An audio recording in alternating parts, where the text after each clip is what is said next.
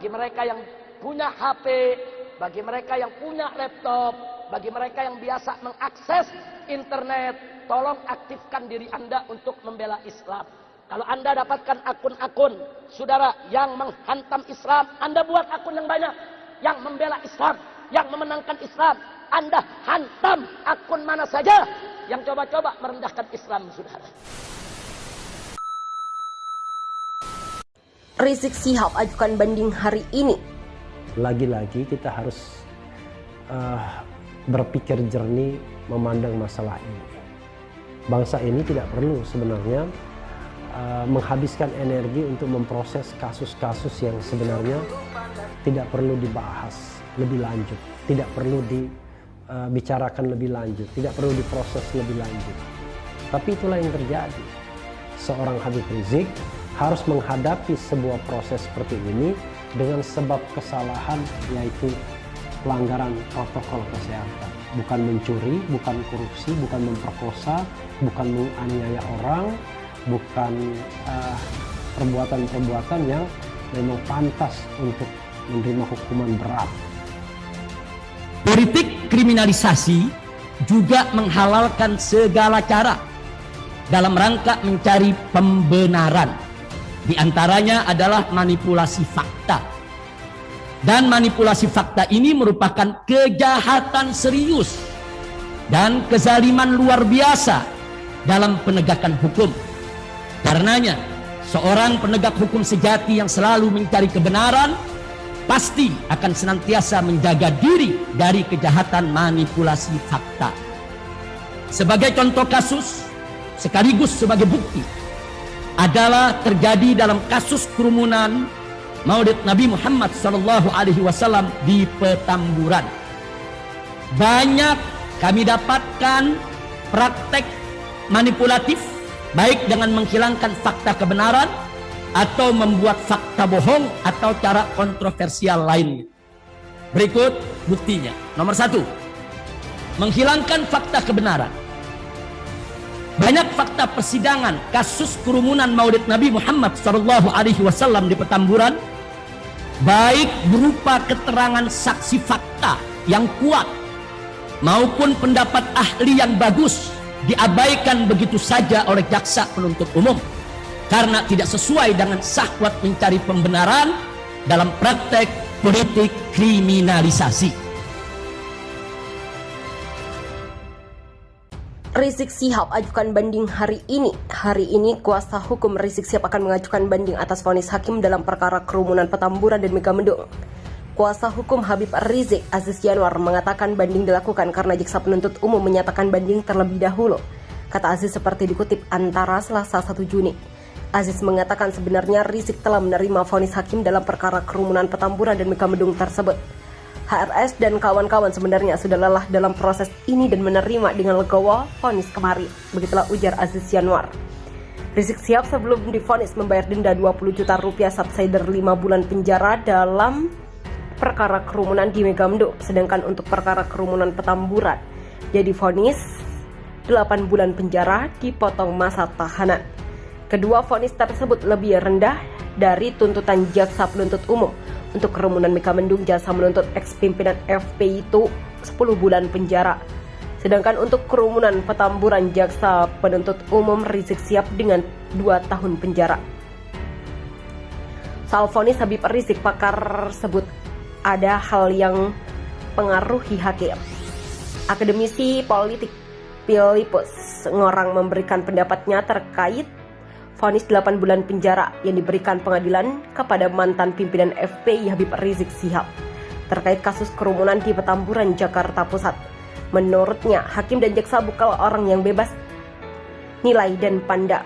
Oleh karena itu, mungkin saja jika ada nilai yang mempengaruhi para hakim dan jaksa dalam memberikan vonis kepada HRS, hakim dan jaksa itu bisa jadi tak murni hukum. Jadi bisa saja ada nilai-nilai yang mempengaruhi dia dalam mengambil keputusan seperti itu. Begitulah ujarnya kepada genpay.co. Ngorang mengatakan bahwa kemungkinan ada pertimbangan ideologis daripada hakim dan jaksa di balik vonis yang dijatuhkan kepada HRS. Itu yang saya khawatirkan, bahwa mereka tak murni hukum dalam memutuskan vonis. Begitulah katanya. Lebih lanjut, Ngorang memaparkan jika kasus serupa terjadi pada orang lain, dari hukuman yang diberikan lebih besar dari HRS, maka akan terjadi ketidakadilan. Itu bisa jadi artinya hukum kita tak dapat lagi dipercaya. Selain itu, hakim dan jaksa juga tak bisa lagi dipercaya seperti pihak yang mampu mengambil keputusan yang adil. Begitulah paparnya. Ngorang menuturkan bahwa kondisi serupa terjadi di dalam keputusan Mahkamah Agung atau MA yang mencabut surat keputusan bersama 3 menteri atau SKB 3 menteri tentang serangan siswa. Pengajar di Institut Bisnis dan Informatika Kiwi Kianji itu sangat menyayangkan keputusan Hakim MA tersebut. Padahal sudah ada 3 menteri yang membuat peraturan bersama untuk kasus di Padang, Sumatera Barat beberapa waktu lalu. Bagaimana bisa hakim menolak SKB 3 menteri itu? Hakimnya ini jadinya seperti apa? Itu etika profesi yang bisa dijunjung tinggi dengan mengambil keputusan yang seadil-adilnya. Begitulah ungkapnya. Jaksa banding Refli Harun terlihat bernafsu mengandangkan Habib Rizik soal vonis Habib Rizik. Pakar sebut ada hal yang pengaruhi hakim. Akademisi politik Filipus Ngorang memberikan pendapatnya terkait vonis 8 bulan penjara yang diberikan pengadilan kepada mantan pimpinan FPI Habib Rizik Sihab terkait kasus kerumunan di Petamburan, Jakarta Pusat. Menurutnya, hakim dan jaksa bukanlah orang yang bebas nilai dan pandangan. Oleh karena itu, mungkin saja jika ada nilai yang memengaruhi para hakim dan jaksa dalam memberikan vonis kepada HRS, hakim dan jaksa ini bisa jadi tak murni hukum. Jadi bisa saja ada nilai-nilai yang mempengaruhi dia dalam mengambil keputusan seperti itu. Begitulah ujarnya kepada GenPI.co. Ngorang mengatakan bahwa kemungkinan ada pertimbangan ideologis dan para hakim yang dijaksa balik vonis yang dijatuhkan kepada HRS. Iya, belum saya khawatirkan bahwa mereka tak murni hukum dalam memutuskan vonis. Begitulah katanya. Lebih lanjut, Ngorang memaparkan jika kasus serupa terjadi pada orang lain dan hukuman yang diberikan lebih besar dari HRS, maka akan terjadi ketidakadilan. Itu bisa jadi artinya hukum kita tak dapat lagi dipercaya. Selain itu, hakim dan jaksa juga tak bisa lagi dipercaya sebagai pihak yang mampu mengembalikan keputusan yang adil. Begitulah paparnya. Ngorang menuturkan bahwa kondisi serupa terjadi di dalam keputusan Mahkamah Agung atau MA yang mencabut surat keputusan bersama 3 menteri SKB tentang serangan siswa. Pengajar di Institut Bisnis dan Informatika Kiwi Kianji itu sangat menyayangkan keputusan hakim atau MA tersebut. Padahal sudah ada 3 menteri yang membuat peraturan bersama untuk kasus di Padang, Sumatera Barat beberapa waktu lalu. Bagaimana bisa hakim menolak SKB 3 menteri? Hakimnya ini jadi seperti apa? Itu etika profesi yang bisa dijunjung tinggi dengan mengambil keputusan yang seadil-adilnya. Begitulah ungkapnya. Jaksa banding Refli Harun terlihat bernafsu mendepankan Habib Rizik. Jaksa penuntut umum atau JPU mengajukan banding dan vonis Majelis Hakim Pengadilan Negeri Jakarta Timur dalam kasus kerumunan di Petamburan dan Megamendung dengan terpidana Habib Rizik Sihab.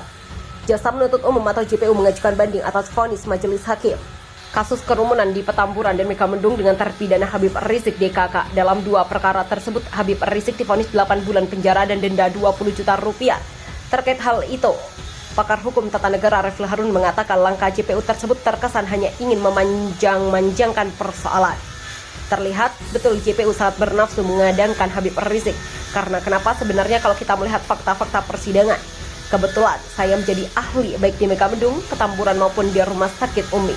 Sesungguhnya kita tahu bahwa banyak fakta-fakta yang terbukti, banyak fakta yang tidak bisa membuktikan tuntutan dari JPU, kata Refli melalui unggahan video yang di akun YouTube-nya pada Senin 31 Mei.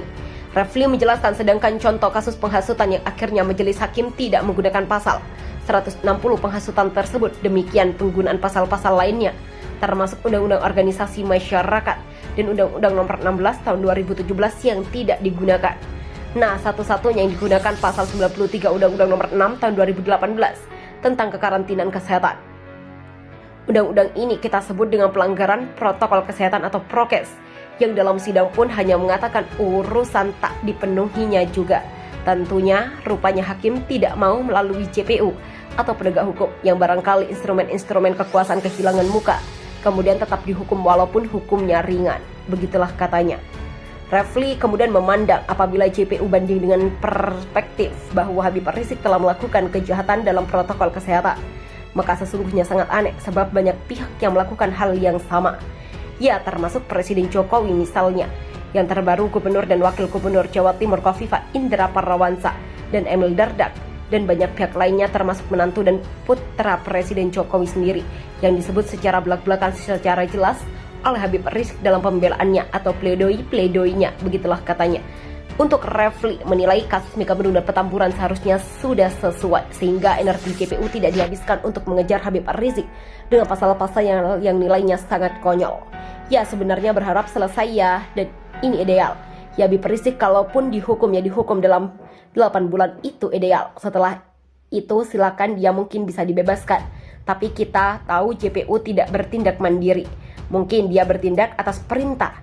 Kita tidak tahu, mudah-mudahan ujungnya baik. Begitulah ujar pria asal Sumatera itu. Sebelumnya, Humas Pengadilan Negeri Jakarta Timur Alex Adam Faisal mengatakan JPU telah mengajukan banding untuk perkara 221, 222, dan 226.